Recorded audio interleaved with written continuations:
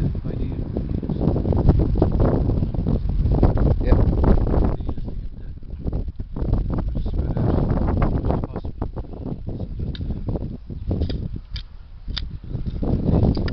Get plenty of water circulation. Then build up a little mound around it then. That sort of stops any waterlogging. See the little mounds on the other ones there as well.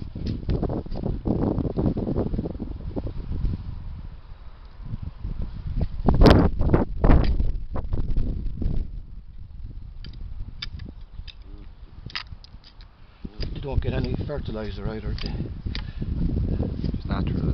For the first year, yeah. Just if they get fertiliser, they get lazy and they won't go down to the minerals, the nutrients down in the ground. So that's what remember. Well, not so much because if you compact the roots too much, they kind of strangle themselves. Smother. Yeah.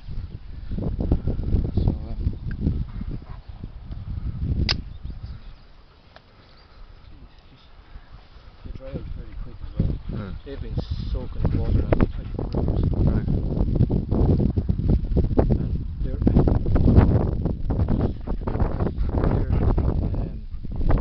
they're maiden vines, which means that they have never grown before, and they've got a separate rootstock.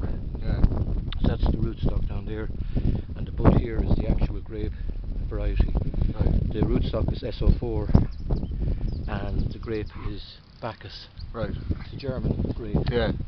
It makes a sort of a semi-dry wine, which is used kind of for blending, and they use it for sparkling as well, sparkling wine as well.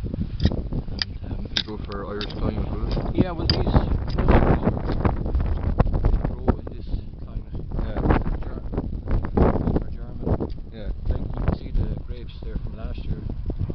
They got hammered around this time, around the end of April. Yeah. Rain, the end of April, right through to September, and there was still some cleaning them more. Right. Even after that. Yeah. But there wasn't. We probably lost 3 or 4 last year because of the weather. Yeah. But that's not bad. Yeah. Like in cooler areas like England, you know, where they get really bad frost, they can lose up to half the crop. Go ahead. Yeah. Jeez.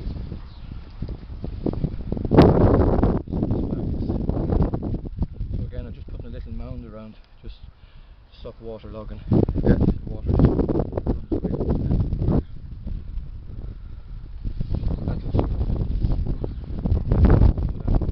Yeah.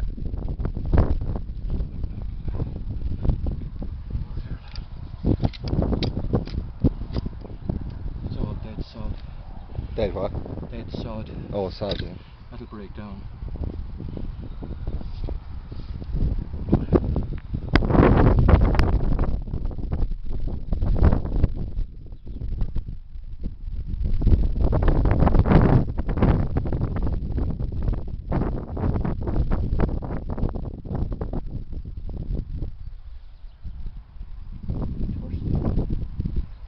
At the vine.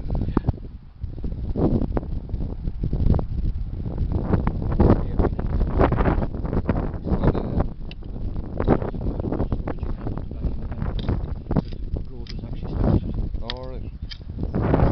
You say cold storage, like in fridges or just in a Cold room.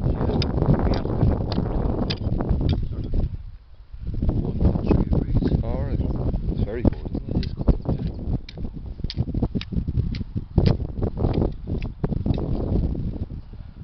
I'll show you up here if you want to keep the video going. Yeah. I'll show you the raspberries as well.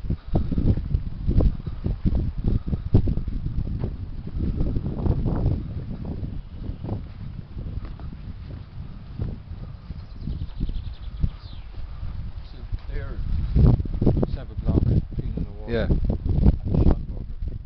Schonberger. Yeah. Never heard of that. I'm not too sure.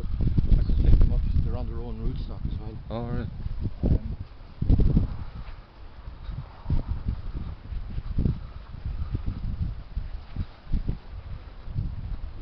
New grass were planted in 2011, so this rondo. So they're actually trained now on wires, and they'll grow shoots which will come up. Right.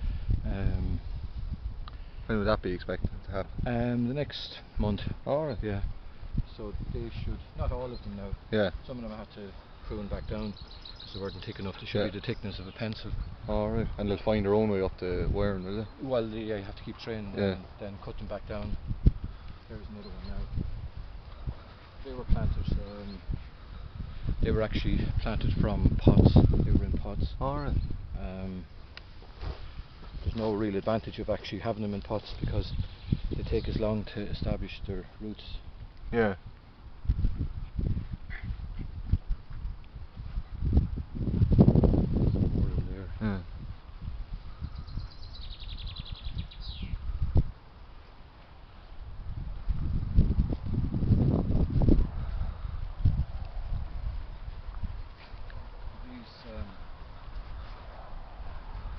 These are raspberries. Now they've started to, the leaves are starting to come out, buds are starting to come. So they're bare roots as well. Right. They're planted now about 2 weeks.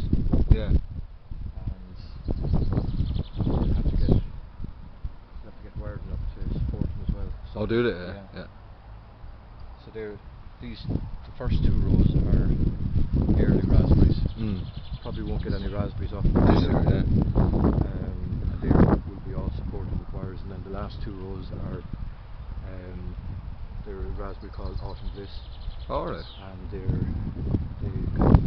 they bear fruit from around the middle of August to the end of October. Yeah, so you get something off them. Yeah, I think we'll get something off them this year. And they don't need to be supported even though I put wires around them. Right, they just go naturally. Yeah. So there's 700 of them gone in. 700, is there? Yeah, there's 4 rows here and there's another 2 rows over. Oh yes. In the garden. Yeah. And then I've another sort of 20 in pots which I didn't have room to put them in. Yeah.